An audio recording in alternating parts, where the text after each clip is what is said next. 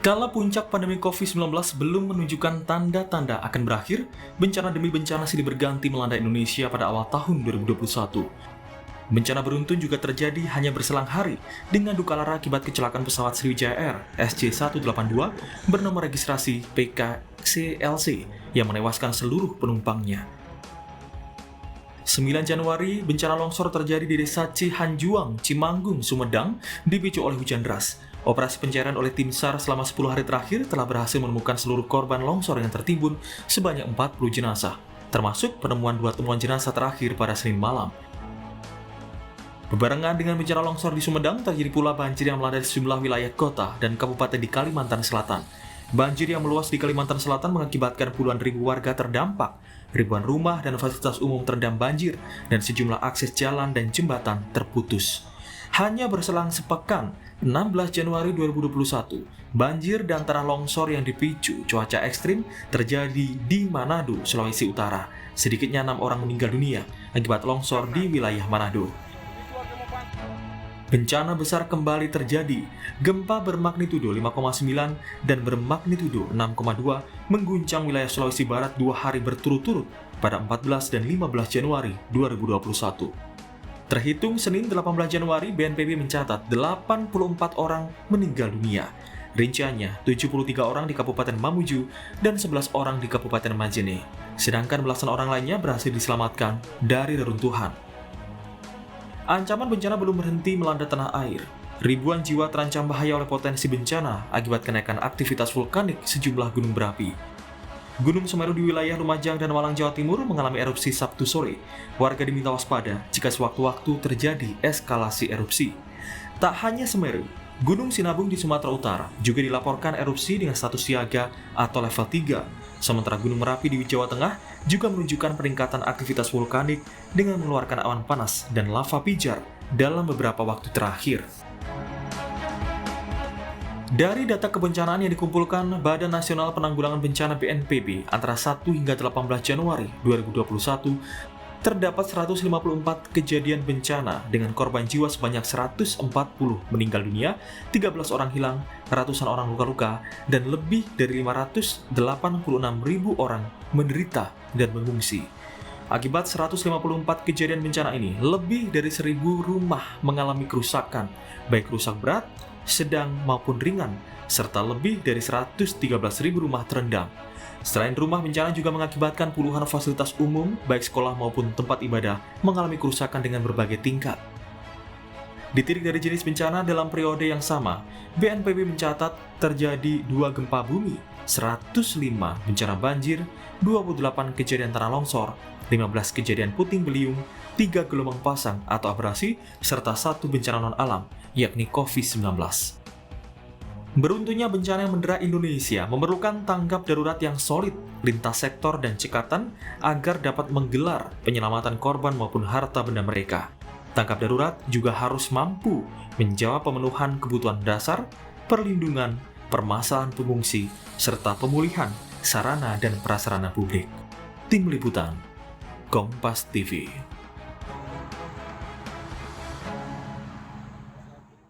Ya, bencana non-alam hanya satu yang tercatat, tapi bencana COVID-19 kita tahu bagaimana dampaknya sepanjang tahun 2020. Dan ini pun masih belum terkendali, dan duka atas kecelakaan pesawat Sriwijaya Air PKCLC, bencana demi bencana menerpa Indonesia di awal tahun. Dari 1 Januari hingga 18 Januari ini tercatat, atau 19 Januari ini tercatat ada 154 kejadian bencana di tanah air. Bagaimana memastikan tanggap darurat mampu menyelamatkan, memulihkan, dan memenuhi hak dasar korban bencana yang silih berganti.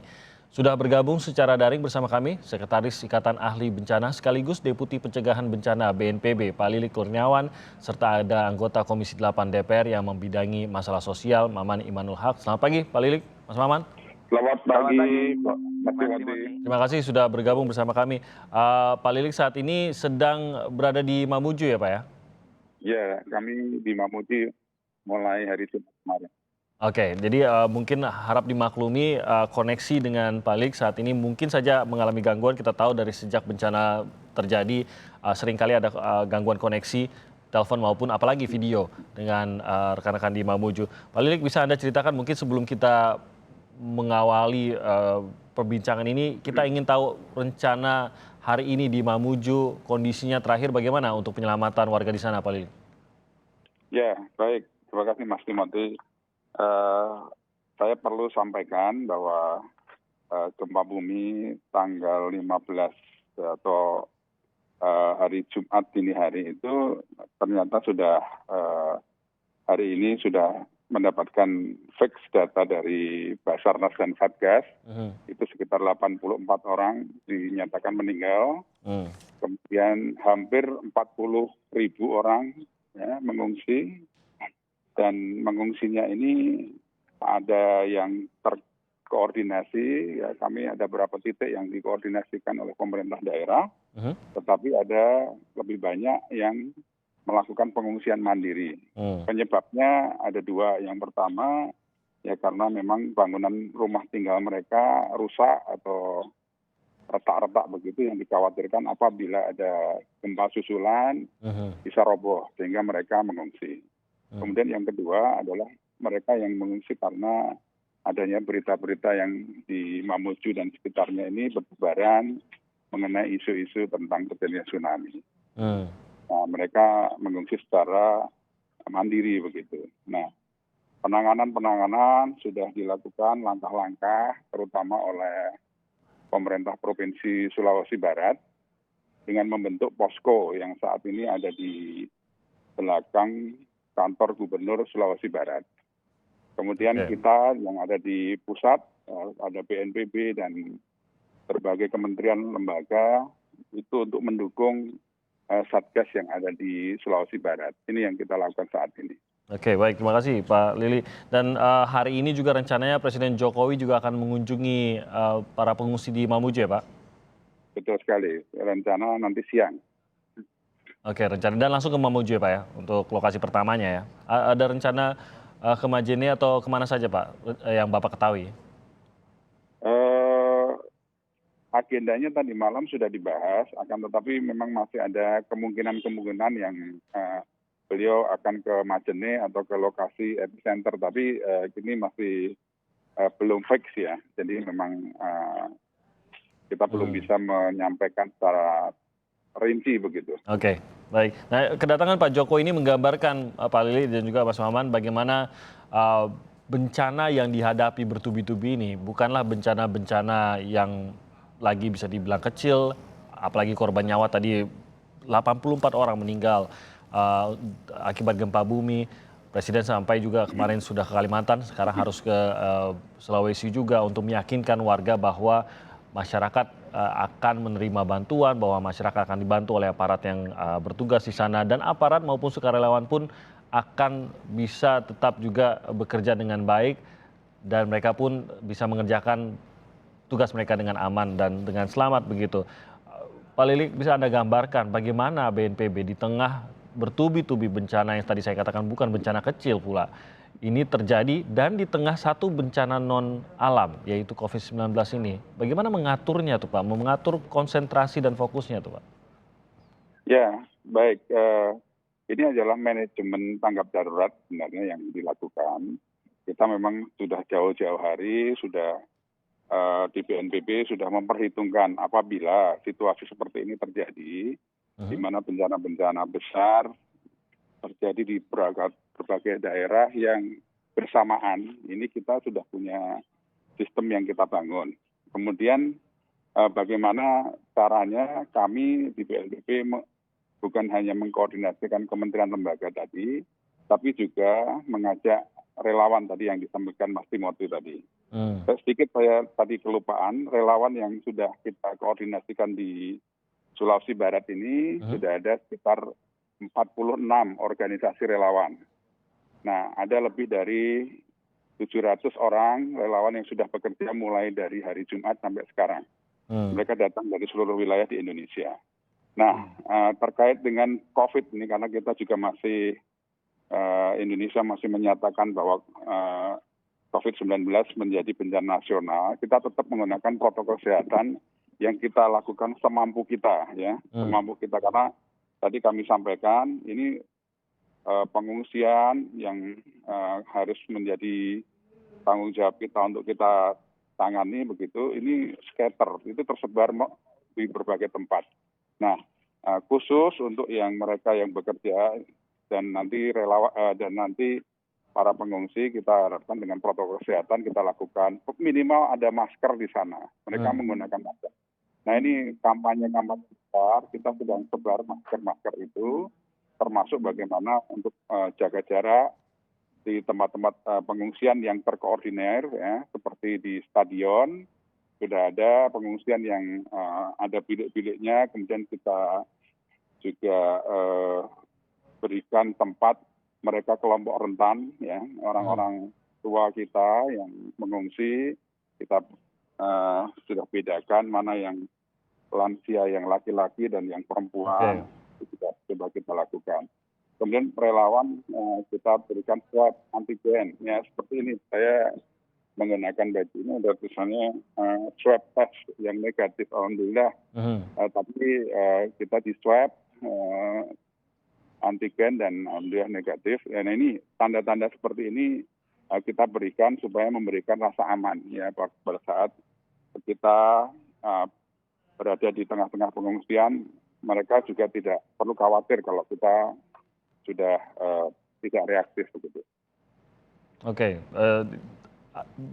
tentu saja tadi seperti Bapak bilang COVID-19 ini juga menjadi hal yang mengancam juga baik relawan maupun para pengungsi, tapi di sisi lain ada keterbatasan. Namanya juga area bencana, lokasi bencana, tidak semuanya memadai, termasuk juga mungkin jangankan alat-alat sanitasi, air pun tentu saja terbatas juga di lokasi-lokasi bencana. Bagaimana kita mau meminta untuk mencuci tangan sesering mungkin, sementara air bersih pun terbatas. Nah, saya ke Mas Maman. Mas Maman, sorotan Anda sendiri mengenai Indonesia yang tampaknya memang mau tidak mau. Kalau kita lihat tahun-tahun sebelumnya pun, memang kita ini harus benar-benar punya cara untuk menanggulangi secara maksimal bencana yang bisa datang bertubi-tubi di daerah-daerah yang begitu luas dan berbeda-beda karakternya, Mas Maman. Ya, sebagai sebuah introspeksi, saya ingin mengingatkan kata-kata Gus Dur, ya, bahwa Indonesia ini tidak akan pernah hancur karena kita berbeda atau karena kita bencana. Karena berbeda adalah realitas dan bencana adalah kenyataan kita yang ada di dua lempengan itu. Tetapi yang menghancurkan kita itu adalah, kata Gus Dur, kerakusan kaum elit dan keputusasaan kaum elit.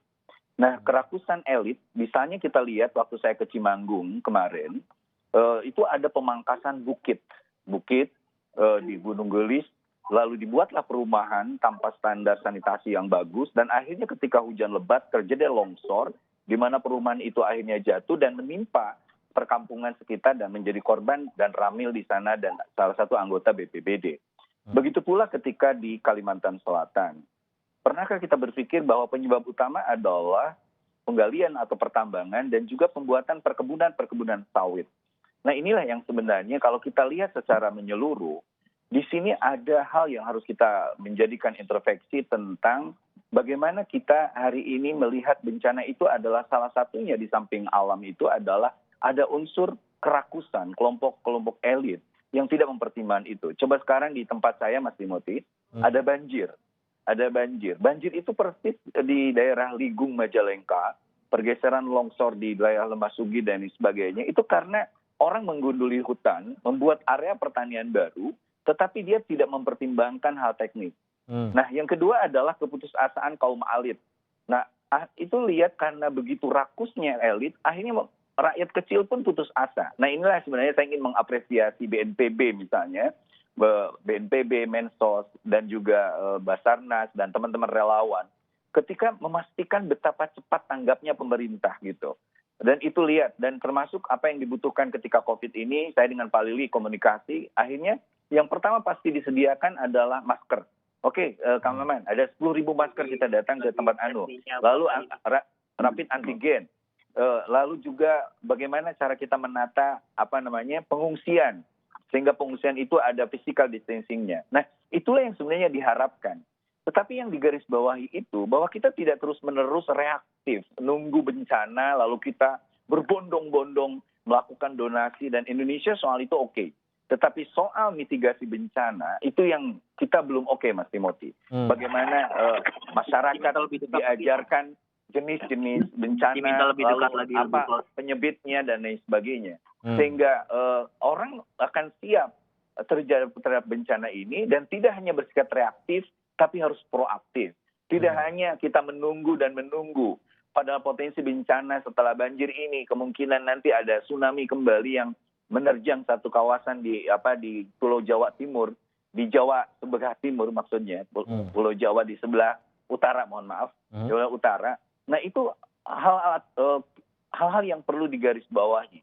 Sehingga kita tidak mungkin terus-menerus menunggu, tapi yang diperlukan adalah antisipasi. Yang harus dilakukan adalah kesadaran kita untuk tidak merusak alam. Kesadaran kita kalau membangun harus antisipasi. Makanya Jenderal Doni misalnya dari BNPB selalu menekankan, oke lah kita membuka lahan untuk perumahan, tapi tolong tanamin tanaman yang akan bisa menahan gerakan air atau longsor, seperti menanam aren, menanam sukun, petiper, dan lain sebagainya. Nah, itu yang belum ada masukan kesadaran kepada masyarakat dan juga terutama kerakusan elit yang saya maksud tadi, Mas Timothy.